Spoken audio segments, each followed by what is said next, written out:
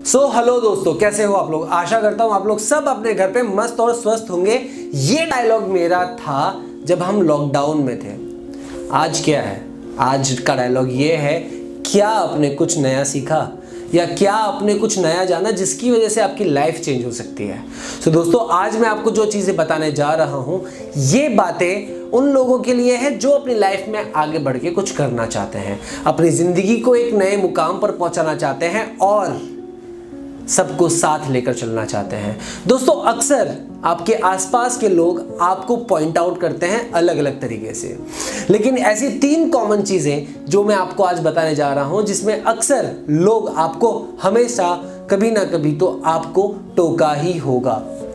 आज नहीं तो आने वाले वक्त में ज़रूर टोकेंगे। जब भी आप कोई नई चीज़ करने जाएंगे, आपको सबसे पहले टोका जाएगा। लेकिन ये नई चीज़ कौन सी? मैं सबसे बेसिक चीज़ें समझाने जा रहा हूं, क्योंकि ये बेसिक चीज़ें ऐसी हैं जो वक्त ब वक्त आपको बदलनी पड़ेगी। अब आप सोच तो ये रहे होंगे कि ये 3 चीज़ें हैं क्या।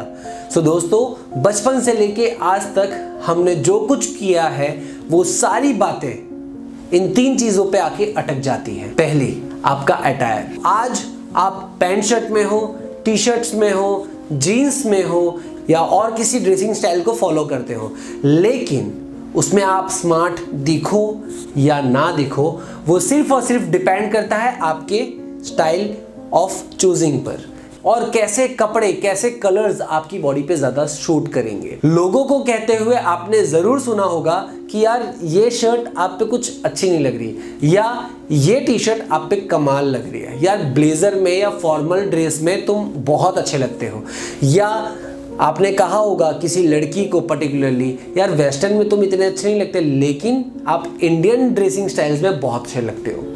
ये सारी चीज़ें क्यों हैं? क्योंकि पर्टिकुलरली चीज़ जब हम किसी को रेगुलरली देखते हैं तो वो हमारे लिए कॉमन हो जाता है, लेकिन सडनली हम किसी को इन डिफरेंट स्टाइल्स में देखते हैं, तब हमें रियलाइज़ होता है कि एग्जैक्टली कौन सी स्टाइल के कपड़े उस पर ज़्यादा शूट करते हैं। सबसे पहला जो क्राइटेरिया आता है वो है ड्रेसिंग स्टाइल। क्योंकि जब आप किसी के सामने जाते हैं तो आपकी सिर्फ ड्रेसिंग स्टाइल ही बता देती है कि आपकी नॉलेज क्या है, आपका चॉइस ऑफ सिलेक्शन क्या है, आप किस तरीके का बिहेवियर रखते हो और आपके लाइफ का गोल क्या है।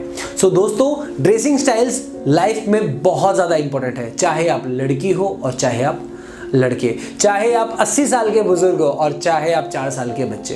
ये सारी एज में डिपेंड करता है आपकी ड्रेसिंग स्टाइल्स। वहीं से पता चलता है कि आपको इन चीज़ों के बारे में कितना पता है। कई बार आपने देखा होगा जो पैसों से मालदार नहीं है, लेकिन उनकी ड्रेसिंग स्टाइल्स ऐसी हैं जो करोड़पतियों को भी फीका कर दे, लेकिन कई करोड़पति ऐसे हैं जिन्हें कपड़े पहनना ही नहीं आता। ड्रेसिंग स्टाइल को सुधारो। किसी की नजर में खुद की इंप्रेशन को क्रिएट करने का सबसे पहला स्टेप है आपकी ड्रेसिंग स्टाइल। अब आते हैं हम हमारे दूसरे पॉइंट पे। दूसरा पॉइंट क्या है दोस्तों? दूसरा पॉइंट जो है वो है आपकी लैंग्वेज। इससे फर्क नहीं पड़ता कि आपको इंग्लिश आती है या नहीं, या आपको दूसरी लैंग्वेजेस आती है या नहीं। फर्क इससे पड़ता है कि आपको जो लैंग्वेज आती है उस लैंग्वेज में आप किस तरीके से लोगों के सामने प्रेजेंट होते हैं। अगर आपको हिंदी आती है तो आप हिंदी बोलिए, मीठा बोलिए, प्यार से बोलिए, आंखों में देखकर बोलिए। ज़रूरी नहीं है कि आपको इंग्लिश बोलने वाले बंदे के सामने इंग्लिश ही बोलनी है, लेकिन हम अक्सर कोशिश करते हैं कि हम अपना इंट्रोडक्शन इंग्लिश में दें, क्योंकि उससे ये लगता है कि हाँ, ये बंदा एजुकेटेड है। दोस्तों, ऐसा कुछ भी नहीं है।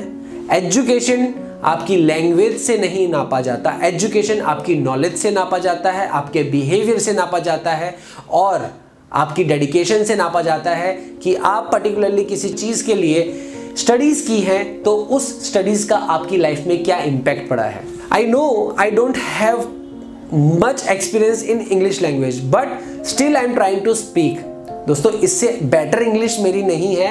आज भी मैं कोशिश कर रहा हूं एक अच्छी इंग्लिश बोलने की, लेकिन मुझे फर्क नहीं पड़ता कि मैं ग्रामर सही कर रहा हूं या नहीं, मैं सिर्फ इंग्लिश बोलता हूं दिल खोल के। मेरा मैसेज पास ऑन हो जाए इतनी कोशिश मैं जरूर करता हूं। और मैं इंग्लिश ज्यादातर उन्हीं लोगों के सामने बोलता हूं जिनको हिंदी बोलने में प्रॉब्लम होती है या हिंदी समझने में प्रॉब्लम होती है। कोशिश करो ऐसों के सामने इंग्लिश बोलना जो आपको नीचा ना दिखाए, जो आपको सपोर्ट करे, आपकी गलतियां बताएं सुधारने के लिए, ना कि आपका मजाक उड़ाने के लिए। और जो लैंग्वेज, जिस लैंग्वेज में आप कंफर्टेबल हो ना, उस लैंग्वेज में दिल खोल के बोलो, बिंदास बोलो। ये मत सोचो कि दूसरा क्या सोचेगा। अगर ये भी आप ही सोचोगे कि दूसरा क्या सोचेगा, तो भाई दूसरा क्या सोचेगा, उसको सोचने दो। जो सोचता है वो, आपके दिल में जो आए वो करो, बेझिझक करो, बिंदास करो, दिल खोल के करो। अगर आपने ये 2 चीजें सुधार ली आपकी लाइफ में, तो तीसरी चीज ऑटोमेटिकली आने लगेगी। पहली चीज थी आपका ड्रेसिंग स्टाइल, आपका एटीट्यूड ऑटोमेटिकली चेंज हो जाएगा। दूसरी स्टाइल आपका स्पीकिंग सेंस, जैसे आप बात करते हैं और किस लैंग्वेज में बात करते हैं। जिस लैंग्वेज में आप कंफर्टेबल हैं उसी लैंग्वेज में, सिर्फ और सिर्फ उसी लैंग्वेज में आप बात करिए। तीसरा जो पॉइंट है वो है आपका एटीट्यूड। मेरी फर्स्ट इंप्रेशन हमेशा ऐसी लगती है कि लोगों को मुझ में बहुत ज्यादा एरोगेंट दिखता है। एरोगेंट मतलब घमंड। बहुत लोगों को मेरी फर्स्ट मीटिंग में लोगों ने मुझे कहा कि जब मैं आपसे पहले बार मिला था तो मुझे आप में बहुत ज़्यादा घमंड दिखा था, लेकिन आप उतने ही ज़्यादा डाउन टू अर्थ हो। अब वो घमंड क्या था दोस्तों? अगर आप अपने आप को एक दायरे में रखते हैं तो ये गलत बात नहीं है। दायरे में रखना अच्छी बात होती है कि आपको अपनी लिमिटेशंस पता है, आप हर जगह नहीं खुलते, ठीक है, लेकिन उसमें अपने एटीट्यूड को बदलने मत दो। अपने एटीट्यूड को इतना स्टेबल रखो कि कोई भी आकर आप पर उंगली ना उठा सके, और अगर आप पर वो उंगली उठाए भी तो आगे चल के वो खुद रियलाइज करे कि बॉस आपने जो उंगली उठाई थी वो सरासर गलत थी। सो नाउ जो पॉइंट है, पॉइंट ये है कि आप अपने एटीट्यूड को स्टैब्लिश करें। सही एटीट्यूड वाले बंदों के साथ रहे तो आपको पता चलेगा कि मुझे एटीट्यूड कैसा रखना है। अब लोग ये सोचते हैं कि एटीट्यूड वाले बंदे हम लोग कैसे ढूंढेंगे। एक एग्जांपल अगर मैं आपको दूं तो आयुष्मान खुराना और अमिताभ बच्चन एग्जांपल अगर मैं आपको देता हूं इन दोनों का, तो आयुष्मान खुराना जमीन से ऊपर आया है, same as in Amitabh Bachchan भी जमीन से ऊपर आया है। लेकिन अगर आप मुंबई में चलते हुए कभी आप आयुष्मान खुराना को मिलोगे तो अगर आप उनसे कहोगे फोटो क्लिक करवाने के लिए तो वो ना नहीं बोलेगा, अगर आपको रैंडमली मिल जाते हैं तो। लेकिन सेम एज पोजीशन में अगर अमिताभ बच्चन आपको मिलेंगे और आप फोटो क्लिक करने के लिए तो वो शायद मुंह फेर लें और आगे बढ़ जाएं। क्यों? क्योंकि उनकी फैन फॉलोइंग उतनी ज्यादा है कि वो क्राउड इकट्ठा ज्यादा हो सकता है। तो उस सिचुएशन में उन दोनों को अपना अपना एटीट्यूड बैलेंस करना पड़ेगा। आपको देखना पड़ेगा कि आपके लिए सबसे बेस्ट एटीट्यूड कौन सा है, पहले उसको पता करो और उसे सीखो और उस एटीट्यूड को अपनी लाइफ में लेकर आओ। सो दोस्तों ये 3 चीजें, 2 चीजें अगर आपने की तो तीसरी चीज ऑटोमेटिकली आपके अंदर आने लगेगी, और उसके बाद उसको और ज़्यादा स्टैब्लिश करने के लिए आपको सिर्फ पहचानना पड़ेगा। तो लाइफ को चेंज करने के लिए सिर्फ ये 3 चीज़ें शुरुआती दौर में आपको करने हैं। तो पहली चीज़ है आपका अटायर, आपका ड्रेसिंग स्टाइल, आपका अटायर। दूसरा पॉइंट है आपकी लैंग्वेज, आपकी स्पीकिंग स्टाइल, और तीसरा है आपका एटीट्यूड। ये 3 चीज़ें आपकी ज़िंदगी बदलना शुरू कर देगी। या सिर्फ ये 3 भी करोगे ना तो भी आपकी ज़िंदगी डेफिनेटली बदल जाएगी।